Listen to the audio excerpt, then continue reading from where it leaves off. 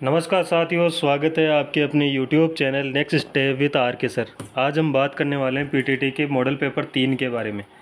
BSTC और PTT का ये मॉडल पेपर 3 है। इसमें इंपॉर्टेंट सेशन होने वाला है, तो सेशन को लाइक कर देना, शेयर कर देना और चैनल पर जो पहली बार आए वो चैनल को सब्सक्राइब कर लेना, बेल आइकन को प्रेस कर लेना कि आपको नोटिफिकेशन मिलता रहे। चलिए बढ़ते हैं अपने सेशन की ओर।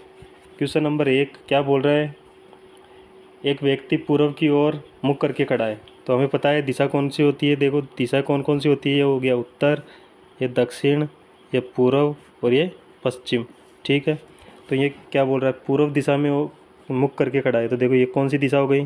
पूर्व दिशा हो गई। ठीक है, वह पहले घड़ी की विपरीत दिशा यानी एंटी क्लॉकवाइज घूमेगा। घड़ी किस तरफ चलती है? क्लॉकवाइज चलती है, इस तरफ चलती है। और ये बोल रहा है एंटी क्लॉकवाइज, तो यानी इस तरफ जाएगी। ठीक है, तो अगर हम यहाँ से इसको घड़ी की विपरीत दिशा में घुमाएं तो कितना? 45 डिग्री। तो ये कितना हो गया?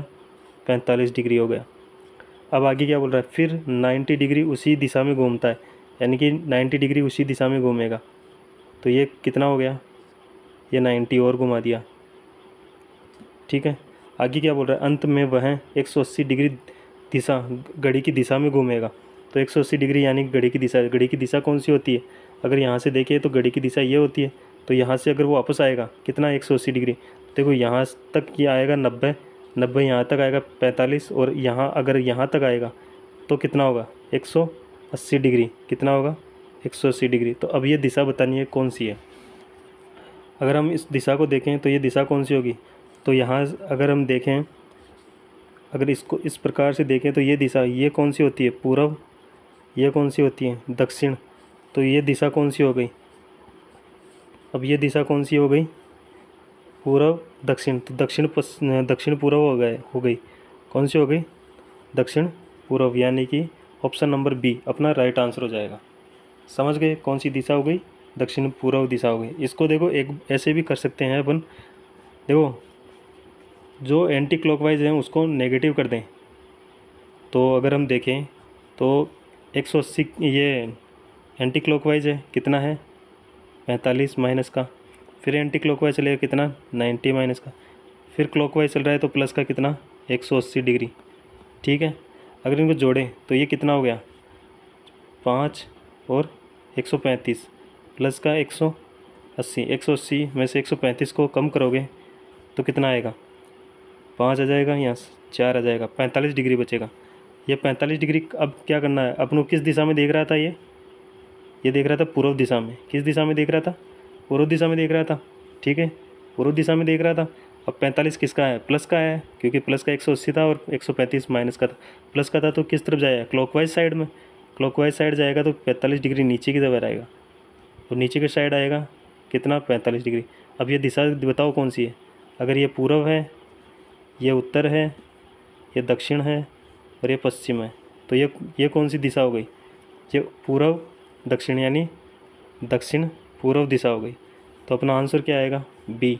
समझ गए आप? अगर कोण दे रखे हैं तो कोण में नेगेटिव प्लस का देखकर, यानी कि बायां और दायां, इसको अगर हम समझे तो ये जो एंटी क्लॉकवाइज है वो नेगेटिव हो जाएगा और क्लॉकवाइज है वो पॉजिटिव हो जाएगा। तो अगर उसको देखें तो उस हिसाब से आप इसको कर सकते हो कि नेगेटिव को जोड़कर पॉजिटिव से कम कर दोगे, जिसका भी सिंबल का बचेगा। यानी अगर नेगेटिव का बचता है तो हम एंटी क्लॉकवाइज चलते हैं, और पॉजिटिव का बचा है तो हम क्लॉकवाइज चलेंगे। इससे हमारा आंसर आ जाएगा। ठीक है, ये सेकंड मेथड था, समझ गए होंगे। क्वेश्चन नंबर 2 क्या बोल रहा है? बी ए के उत्तर में है। तो देखो ए यहाँ है, उत्तर किधर होगा? ऊपर की साइड। कौन होगा? बी। सी बी के पूर्व में है, तो ये बी के पूर्व इधर इस तरफ होगा, तो यहाँ क्या आएगा? सी। डी ए के बाईं ओर है। डी है ना, वो ए के बाईं ओर यानी इस तरफ। ए के कौन है? डी है।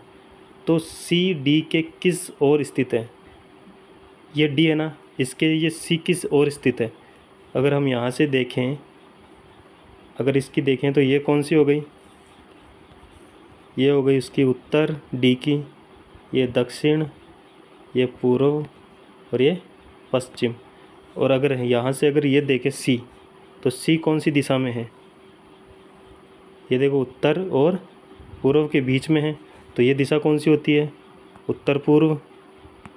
उत्तर पूर्व यानी ऑप्शन नंबर ए अपना राइट आंसर हो जाएगा। समझ गए? चलो बढ़ते हैं नेक्स्ट क्वेश्चन की ओर। Question number 3। क्वेश्चन नंबर 3 क्या बोल रहा है देखो, एक व्यक्ति ने एक पंक्ति में, सॉरी क्या बोल रहा हूँ, एक पंक्ति में ए का आगे से 18वां स्थान है। देखो अगर हम देखें तो ए का इस पंक्ति में, यह पंक्ति है, ठीक है, ए है ना, वो आगे से कहाँ कितने नंबर पर है? 18वें नंबर पर। कौन है? ए है। और क्या बोल रहा है? बी पीछे से 16वें स्थान पर है, तो पीछे से ये कितना? 16वां स्थान किसका है? बी का है। ठीक है, समझ गए होंगे। आगे क्या बोल रहा है देखो, यदि सी का आगे से 25वां स्थान हो, तो देखो 25वां स्थान होगा सी का, तो देखो 18 पर तो ए है, 19, 20, 21, 22, 23, 24 और 25, यानी 25वें स्थान पे कौन है? सी है। ठीक है, आगे से किस तरफ से? आगे से। ठीक है, अब क्या बोल रहा है? और वह ए व बी के ठीक मध्य में है, तो ए व बी के ठीक मध्य में है, तो यहाँ पर अगर हम मध्य में देखें तो देखो ए व बी के मध्य में होगा, तो ये इसका मतलब जितने इस तरफ आएंगे उतने इधर भी आने चाहिए, बी से आने चाहिए। तो देखो अगर हम ए का देखें, ए कितने पे है? ए 18 पे, 19, 20, 21, 22, 23, 24 और 25 पे ये है खुद, यानी ये 25 पे खुद है। तो इन ए से 25 तक आने में कितने बीच में और आए? 1, 2, 3, 4, 5, 6 आए। तो यहाँ से अगर हम देखें तो बी से भी 25 या इस सी की तरफ आने में कितने और आने चाहिए? 6 बंदे आने चाहिए बीच में। 1, 2, 3, 4, 5, 6 आने चाहिए। ठीक है, तो अगर हम इसको देखें तो टोटल मध्य में है, तो कुल पंक्ति में बताना है। तो देखो 25 तक तो यहाँ आ गए, 25 तक तो सी तक आ गए, 25 के बाद में 16 कहाँ है? बी है 16 तक, और बीच में देखो कितने और आने चाहिए? 1, 2, 3, 4, 5, 6 और आने चाहिए। इन सबको जोड़ो, देखें 12 और 17 हासिल 1, 3 और 1 4, यानी कुल पंक्ति में कितने व्यक्ति हैं? 47 हैं, यानी सी अपना राइट आंसर हो जाएगा। समझ गए क्या? देखो दोबारा बता देता हूँ, ए 18 नंबर पर है आगे से, पीछे से 16 नंबर पर कितना है? बी है, और ये बोल रहा है कि सी है ना वो 25 नंबर पे है आगे से, तो 25 नंबर पर है आगे। अगर हम यहाँ, और ये बोल रहा है कि सी है ना वो बी, ए और बी के ठीक मध्य में है, यानी कि सी से ए तक जाओगे उतने ही व्यक्ति सी से बी तक आने में हैं। तो देखो सी से अगर हम ए तक जाएं तो देखो 1, 2, 3, 4, 5, 6 व्यक्ति बीच में हैं। तो इसी प्रकार अगर हम देखें तो सी से अगर बी की ओर जाएंगे तो भी 6 व्यक्ति आने चाहिए। तो देखो 1, 2, 3, 4, 5, 6, तो 6 व्यक्ति और आ गए। तो अगर हम ऐसे देख लें तो 6 और 6 कितने हुए? 12, 12 और एक सी वाला कितने हुए? 13 हो गए। और फिर देखो 13 तो वो हो गए, प्लस का 18 कर लो और प्लस का 16 कर लो, तो कितने हुए? 18 और सॉरी यहाँ से देखो 13 के 3 और 8, 3 और 8 कितने हुए? 11, 11 और 6 17 हासिल का 1, और 3 और 1 4, 47 आए। तो ऑप्शन नंबर सी अपना राइट आंसर हो जाएगा। समझ गए होंगे। बढ़ते हैं नेक्स्ट क्वेश्चन की ओर। क्वेश्चन नंबर 4, किसी योग्यता सूची में नियमित नितिन का स्थान ऊपर से 11वां और नीचे से 31वां है। देखो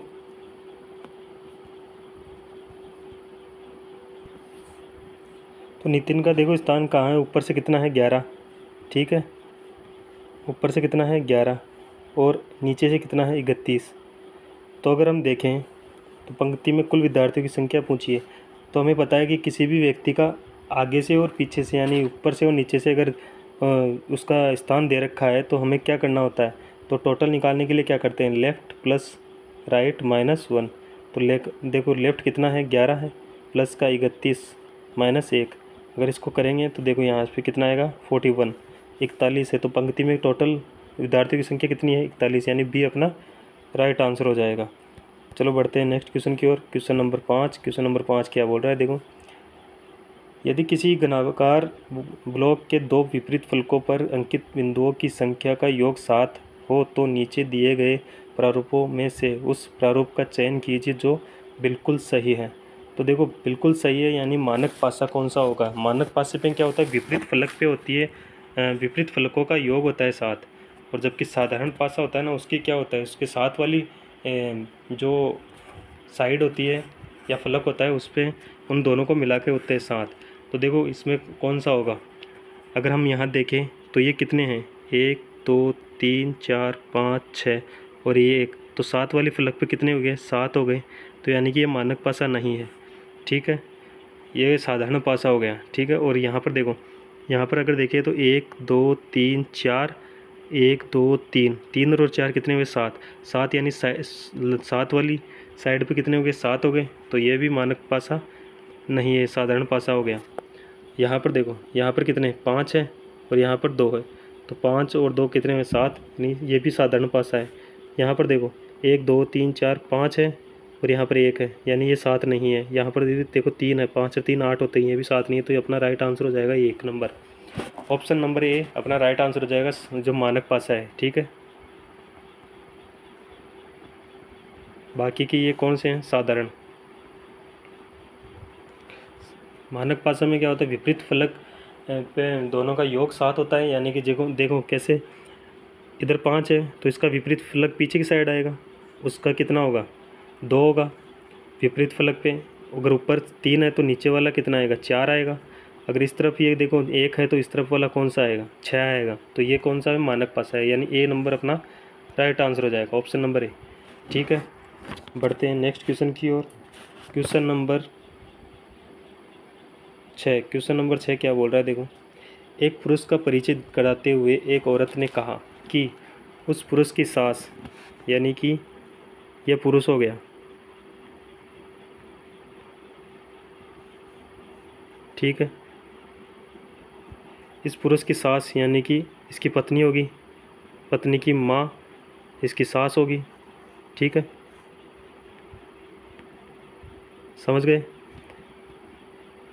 वह मेरी सास माँ बेटी है। तो देखो अगर उस महिला की जो ये बोल रही है, उस महिला की ये कौन लगेगी, इसका एक पुत्र होगा, पुत्र की ये बीवी होगी, तो इसकी सास कौन होगी, ये।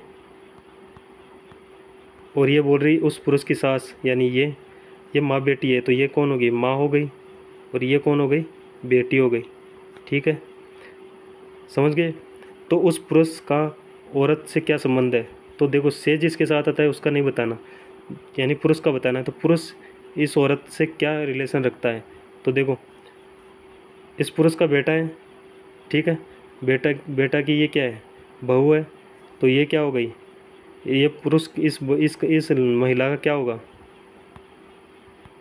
ससुर होगा, ससुर, यानी कि बी अपना राइट आंसर हो जाएगा। समझ में आया? देखो दोबारा देख लो।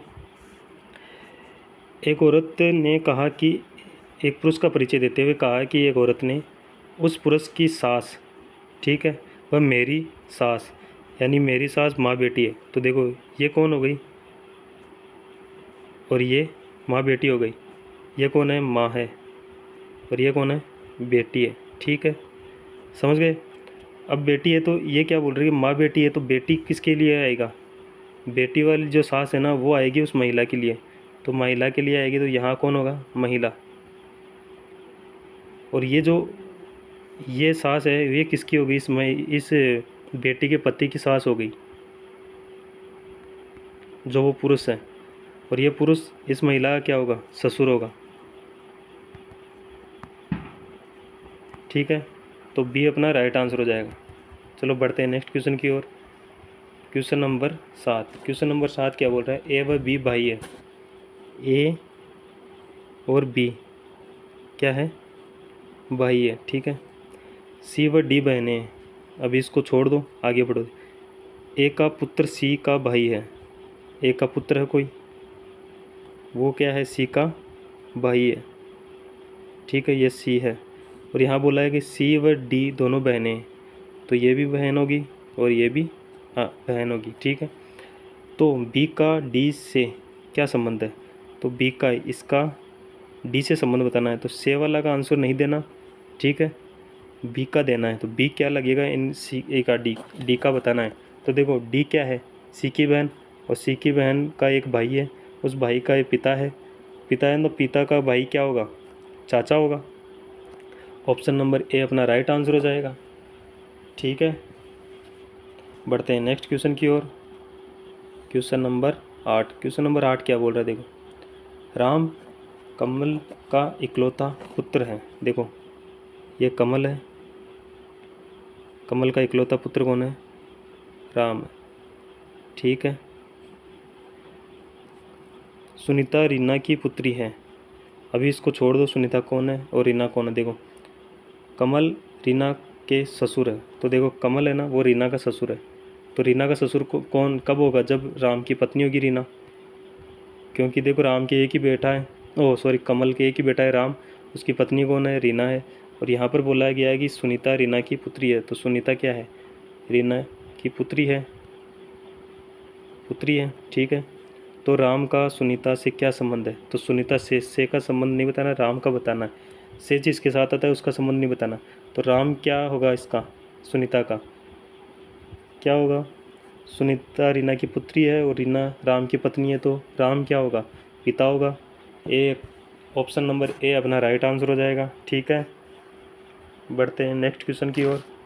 Question number 9। क्वेश्चन नंबर 9 क्या बोल रहा है, देखो, यदि इस माह की 15 तारीख को रविवार है, 15 तारीख को क्या है, रविवार है, तो इसी माह की 30 तारीख को, 30 तारीख को कौन सा वार होगा। देखो अगर हम देखें तो 15 से 30 तक आने में कितने दिन एक्स्ट्रा लगे, 15। 15 में अगर हम 7 का भाग दें तो शेषफल कितना बचा, शेषफल बचा 1। जो शेषफल बचा उसको जो 15 तारीख का रविवार था उसमें ऐड कर देंगे, तो रविवार के अगले दिन क्या होता है, सोमवार, सोमवार हो गया, सोमवार यानी सी राइट आंसर हो जाएगा। ठीक है, बढ़ते हैं नेक्स्ट क्वेश्चन की ओर। Question number 10। क्वेश्चन नंबर 10 क्या बोल रहा है, निम्नलिखित में से कौन सा साप्ताहिक दिन किसी शताब्दी का अंतिम दिन हो सकता है। तो देखो इसके लिए हमें एक चीज़ ध्यान रखनी है, क्या, जो शताब्दी का अंतिम दिन और प्रथम दिन कौन कौन से हो सकते हैं। देखो अगर हम देखें प्रथम दिन और यहाँ देखें कौन, अंतिम दिन। ठीक है, तो देखो दोनों में क्या है, सोमवार दोनों में कॉमन है। ठीक है, यानी सोमवार प्रथम दिन भी हो सकता है शताब्दी का और अंतिम दिन भी हो सकता है। सोमवार के बाद में क्या आएगा, मंगलवार, मंगलवार के बाद में क्या आएगा, बुधवार, बुधवार के बाद में आएगा गुरुवार, गुरुवार के बाद में आएगा शुक्रवार, शुक्रवार के बाद में क्या आएगा, शनिवार, और शनिवार के बाद में रविवार। तो देखो प्रथम दिन कौन कौन से हो सकते हैं, सोमवार, मंगलवार, गुरुवार और शनिवार। ठीक है, ये प्रथम दिन हो सकते हैं, और अंतिम दिन सोमवार, बुधवार, शुक्रवार और रविवार। तो देखो ऑप्शन में अंतिम दिन पूछा है, अंतिम दिन पूछा है तो ऑप्शन कौन सा है, मंगलवार है, ये प्रथम दिन होता है, गुरुवार भी प्रथम दिन होता है और शनिवार भी प्रथम दिन होता है, सोमवार क्या है, प्रथम दिन भी होता है और अंतिम दिन भी होता है, तो सी अपना राइट आंसर हो जाएगा। समझ गए, बढ़ते हैं नेक्स्ट क्वेश्चन की ओर। Question number 11। देखो 2019 के जैसा कैलेंडर किस वर्ष का होगा। देखो 2019 का कैलेंडर है ना वो रिपीट किस वर्ष में होगा, ये हमें बताना है। तो देखो 2016 कौन सा लीप वर्ष, ठीक है, 17, 18, 19 और 2020। ठीक है, देखो लीप वर्ष के बाद वाला जो वर्ष होता है ना वो होता है 6 वर्ष बाद रिपीट, उसके बाद में जो वर्ष आएगा वो होता है 11 वर्ष बाद में, और उसके बाद आएगा वो होता है 11 वर्ष बाद में। ठीक है, तो लीप वर्ष हो गया 2016। लीप वर्ष कौन सा होता है जिसमें 4 का पूरा पूरा भाग चला जाए जिस सन में, ठीक है, और उसमें 29 फरवरी होती है, यानी कि 28 फरवरी के स्थान पर 29 फरवरी होती है, वो लीप वर्ष है। तो लीप वर्ष है, तो ये जो 2016 के बाद वाला यानी कि जो लीप वर्ष के नेक्स्ट ईयर आएगा उसका कैलेंडर 6 साल बाद रिपीट होता है, और उसके बाद वाले जो ईयर आएंगे उनका 11-11 वर्ष बाद में रिपीट होता है। तो देखो अगर 2019 का कैलेंडर है वो किस सन में रिपीट होगा वापस, तो 2019 के बाद में अगर हम इसमें 11 और जोड़ दें तो 2030 में रिपीट होगा, यानी ऑप्शन नंबर बी अपना राइट आंसर हो जाएगा। समझ गए। बढ़ते हैं नेक्स्ट क्वेश्चन की ओर। Question number 12। देखो 3:10 पर घड़ी के दोनों कांटों के मध्य कितने अंश का कोण बनेगा। देखो हमें बताना है कि घंटे और मिनट की सुई के मध्य या कांटों के मध्य कितने डिग्री का कोण बनेगा। 3:10 पर कितने डिग्री का कोण बनेगा तो हमें बताना है। तो इसके लिए एक फॉर्मूला होता है, कौन सा होता है, 11 मिनट माइनस 60 घंटे अपॉन 2। तो 11 मिनट कितनी है, 10 माइनस 60 घंटे, घंटे कितने हैं 3 अपॉन 2। 11 को अगर 10 से गुणा करेंगे तो 110, माइनस 6 को 3 से गुणा करें तो 18 और 0 लग जाएगा ऐसे कैसे बटा 2। अगर यहाँ पर देखें तो 110 से 180 से कम करोगे तो कितना आएगा, 70 बचेगा। 70 में अगर 2 का भाग दोगे तो कितना डिग्री, 35 डिग्री का कोण बनेगा, यानी कि बी अपना राइट आंसर हो जाएगा। अब आप पूछोगे कि सर 110 तो क्या है, प्लस का है, और 180 कितना है, माइनस का है, तो यहाँ पर ये माइनस क्यों नहीं आया। देखो इसमें क्या है कि माइनस को आपको नेगलेक्ट करके ही चलना है, ठीक है। अगर मैं इसको मोड़ लगा दूँ फिर तो ठीक रहेगा आपके लिए। मोड से अगर बाहर आओगे तो कितना हो जाएगा, प्लस का हो जाएगा, ठीक है। 35 डिग्री कोण बनेगा। बढ़ते हैं नेक्स्ट क्वेश्चन की ओर। Question number 13। अंग्रेजी वर्णमाला में कौन सा अक्षर बाएं से 17वां होगा। अंग्रेजी वर्णमाला हमें पता है कि ए से जेड की ओर चलेंगे। यह कौन क्या होता है, बायां, और यह होता है दायां, ठीक है। बाएं तरफ से 17वें स्थान पे कौन सा अक्षर आता है, कौन सा आता है, क्यों अक्षर आता है, ठीक है। सी अपना राइट आंसर हो जाएगा। बढ़ते हैं नेक्स्ट क्वेश्चन की ओर। Question number 14। अंग्रेजी वर्णमाला में कौन सा अक्षर बाएं से 13वें अक्षर के दाएं 5वां होगा। देखो बाएं से कितना, 13वां, लेफ्ट से कितना, 13 के राइट 5वां, ठीक है। तो देखो अगर हमें लेफ़्ट और राइट दे रखा हो, लेफ़्ट और राइट, राइट और लेफ़्ट, लेफ़्ट और लेफ़्ट, और राइट और राइट, अगर ऐसे ऑप्शन दे रखे और ऐसे आए, देखो यहाँ पर क्या है, दायां है और बायां है, इसी प्रकार आए तो क्या करोगे, जब लेफ़्ट और राइट आए तो उनको ऐड कर दो, राइट और लेफ़्ट आए तो ऐड कर दो, दोनों सेम आए तो उनको माइनस कर दो। तो यहाँ पर ऐड करोगे 13 प्लस 5 कितना होगा, 18। 18 पे क्या आता है, आर, बी अपना राइट आंसर हो जाएगा। बढ़ते हैं नेक्स्ट क्वेश्चन की ओर। Question number 15। क्वेश्चन नंबर 15 क्या बोल रहा है, देखो क्या, यदि किसी सांकेतिक भाषा में डॉक्टर को इस प्रकार लिखा जा रहा है तो उसी सांकेतिक भाषा को पेशेंट को किस प्रकार लिखा जाएगा। तो हम इसको सॉल्व करने के लिए क्या करेंगे, इसका नंबरिंग देखेंगे। तो डी कितने पे आता है, 4 पे, ओ आता है 15 पे, सी आता है 3 पे, ठीक है, टी आता है 20, 15 और 18। और इसका देखें तो 5, 16, 4, 21, किसके बाद में क्या आएगा, 16, और फिर आ रहा है कितना, 19। तो यहाँ देखो, यहाँ 4 से कितना हुआ, 5, तो प्लस का 1, 15 से 16 प्लस का 1, 3 से 4 प्लस का 1, 20 से 21 प्लस का 1, 15 से 16 प्लस का 1, और 18 से 19 प्लस का 1, यानी सब में प्लस का 1 हो रहा है। उसी प्रकार अगर हम देखें तो यहाँ पर पेशेंट के नंबर देखें तो ये कितने नंबर पे है, 16 पे, 1 पे, 20 पे, 9 पे, 5, 14 और 20, सब में एक एक ऐड करोगे तो 17, 2, 21, 10, 6, 15 और 21। देखो 17 पे क्या आता है, क्यों, 2 पे क्या आएगा, बी, 21 पे क्या आएगा, यूं, 10 पे क्या आ रहा है, जे, 6 एफ, 15 पे क्या आएगा, ओ, और 21 पे आएगा क्या, यूं।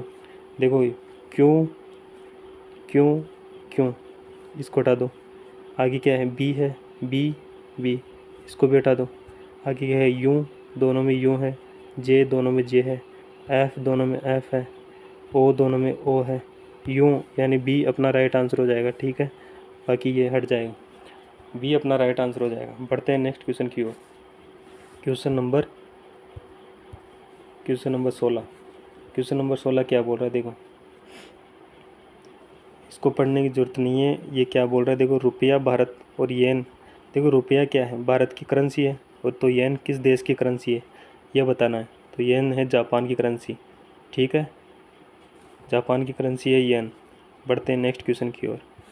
क्वेश्चन नंबर 17, भोजन, पेट, पेट्रोल किस में। देखो भोजन क्या है, भोजन कहाँ जाता है, पेट में जाता है, और पेट्रोल कहाँ जाता है, हवाई जहाज़ में जाता है क्या, ट्रक, ऑटोमोबाइल, इंजन में जाता है, ठीक है। जिस प्रकार भोजन पेट में जाता है उसी प्रकार जो पेट्रोल है ना वो कहाँ जाता है, इंजन में जाता है, ठीक है। बढ़ते हैं नेक्स्ट क्वेश्चन की ओर। क्वेश्चन नंबर 18, यहाँ पे क्या दे रखा है, अगर हम देखें तो 121 अगर इसका रूट निकालें 121 का तो कितना आता है 11, और अगर 11 में 1 ऐड कर दें तो कितना आएगा 12। यहाँ पर कितना दे रखा है 25 दे रखा है, 25 का रूट निकालो कितना आएगा 5, 5 में प्लस का 1 करोगे कितना आना चाहिए 6। ऑप्शन नंबर सी अपना राइट आंसर हो जाएगा, ठीक है। बढ़ते हैं नेक्स्ट क्वेश्चन की ओर। क्वेश्चन नंबर 19, क्वेश्चन नंबर 19 क्या बोल रहा है, देखो यहाँ पर दे रखा है ADEFGHJ, यहाँ पे KNO और क्वेश्चन मार्क, इनका नंबर देखते हैं तो A1 पे आएगा 4, 5, 6, 7 और 10।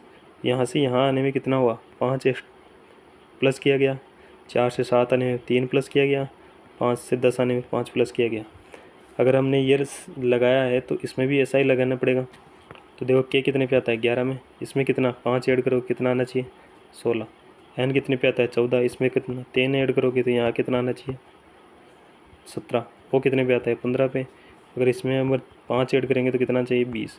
16 पे कितना आता है पी, 17 पे आता है क्यू, और 20 पे कितना आता है T, PQT। Option number B अपना राइट आंसर हो जाएगा, ठीक है। बढ़ते हैं नेक्स्ट क्वेश्चन की ओर। क्वेश्चन नंबर 20, क्वेश्चन नंबर 20 क्या बोल रहा है, नीचे दिए गए विकल्पों में से विषम शब्द को चुनिए, विषम शब्द को चुनना है। तो देखो यहाँ ऑप्शन क्या दे रखा है, निकालना, कटौती, जमा करना, और जमा और विकलन। देखो रिमूव यानी निकालना होता है, तो यानी कि यहाँ पर क्या करना है माइनस, माइनस हो रहा है ना। कटौती, कटौती में भी क्या होता है माइनस होता है। जमा, जमा यानी ऐड करते हैं, और यहाँ पर विकलन या डेबिट करना तो ये भी क्या होता है माइनस। तो अलग क्या होगा, अब तो आप समझ गए हो कि अलग कौन सा होगा, जमा, यानी कि सी अपना राइट आंसर हो जाएगा। क्वेश्चन नंबर 21, सिटिंग अरेंजमेंट का क्वेश्चन है। तो देखो यहाँ पे क्या दे रखा है कि PQRSTUV केंद्र की ओर मुख करके वर्त के गिर्द बैठे हुए हैं। तो देखो ये एक वर्त बनता है, इसमें कितने जने हैं 7 हैं, 1 2 3 4 5 6 7, ठीक है। अब क्या बोल रहा है देखो टी, ये यहाँ से देखें हम तो ये देखो पी है ना, पी टी और एस के बीच में है। तो अगर हम देखें टी और एस के बीच में क्या है पी है, ठीक है।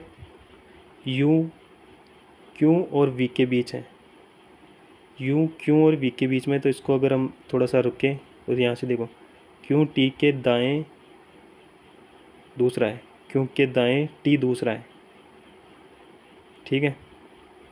तो अगर हम यहाँ पर इसको देखें तो क्यू है ना वो टी के दाएं दूसरा है, तो टी यहाँ है, टी के दाएं दूसरा यानी पहला और ये दूसरा, यहाँ पर क्या आएगा क्यू आएगा, ठीक है। अब देखो वी यू है ना वो क्यू और वी के बीच है, तो अगर हम वी को यहाँ बैठा दें तो यू यहाँ जाएगा, बच गया कौन आर, आर यहाँ आ गया, ठीक है, बैठ गए। अब क्या पूछ रहा है, अब पूछ रहा है कि वी है, वी कहाँ है पी और यू के बीच, ये वी है ना वो कहाँ है ये बताना है। तो ये कहाँ है पी और वी के बीच, पी यहाँ है वी यू यहाँ है, तो ये नहीं होगा, ठीक है। आगे क्या हो यू के तुरंत बाएं, तो यू का तुरंत बाएं तो इस तरफ होगा, तो ये भी नहीं होगा ऑप्शन। टी के बाएं को चौथा, टी कहाँ है ये इसका बायां का चौथा, 1 2 3, 3 पे आ गया चौथे पे नहीं है, ये भी नहीं होगा। तो ये ऑप्शन नंबर डी देखो, डी क्या है पी के दाएं बाएं को दूसरा, ये पी है इसके बाएं इस तरफ होगा दूसरा पहला और ये दूसरा, यानी कि ऑप्शन नंबर 4 अपना राइट आंसर हो जाएगा, डी ऑप्शन अपना राइट आंसर हो जाएगा, ठीक है। बढ़ते हैं नेक्स्ट क्वेश्चन की ओर। Question number 22। दिए गए चित्र में कितने वर्ग हैं? देखो इसमें वर्ग बताना। तो वर्ग काउंट करने के लिए क्या करते हैं, ऐसा डायग्राम बना हुआ है अंदर, ठीक है, ऐसा ही बना हुआ है ना ये। अब हमें पता है कि इस डायग्राम में कितने वर्ग हैं, कितने हैं, 1 2 और ये 2, ठीक है। तो इन दोनों को गुणा करो, 2 को 2 से गुणा करना है, फिर देखो 1 बच गया, 1 को 1 से गुणा करना है। घटाते हुए क्रम में करते हैं ना, 2 को 2 से करोगे 4, 1 को 1 से करोगे तो 1, कितना हुआ 5। यानी कि इस डायग्राम में कितने वर्ग हैं, 5 है। अब एक ये बड़ा वाला भी आएगा ना, 5 + 1 कितना हो गया 6। ए ऑप्शन अपना राइट आंसर हो जाएगा। बढ़ते हैं नेक्स्ट क्वेश्चन की ओर। Question number 23। सार्थक क्रम में इसको जमाना है। तो देखो क्या दे रखा है, छाती, पेट, कान, पैर, ठोडी और ललाट, ठीक है। तो इसको सार्थक क्रम में जमाओगे, कैसे जमाओगे? अगर हम यहाँ से देखें तो सबसे पहले क्या आएगा, ललाट, यानी option number 2। Option number the क्या है 2। ललाट के नीचे क्या है, कान, यानी 4।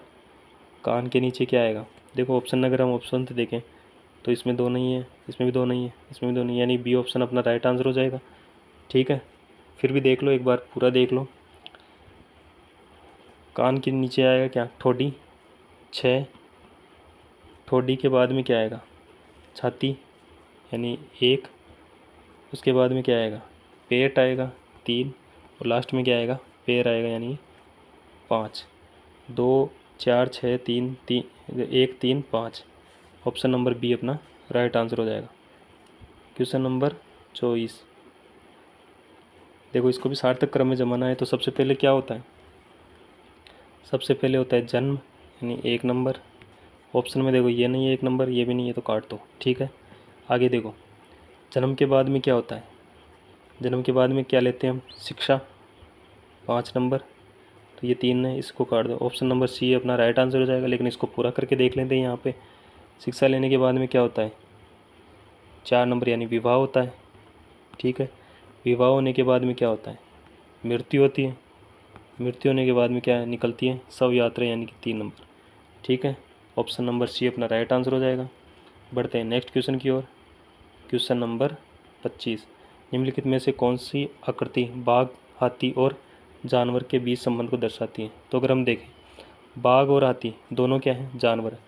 और ये किस में आएंगे, जानवर में आएंगे। तो सबसे बड़ा गोला क्या होगा, जानवर का, ठीक है। उसके बाद में देखो बाघ अलग है, तो अलग आएगा बाघ। और हाथी अलग जानवर है, तो हाथी अलग आएगा।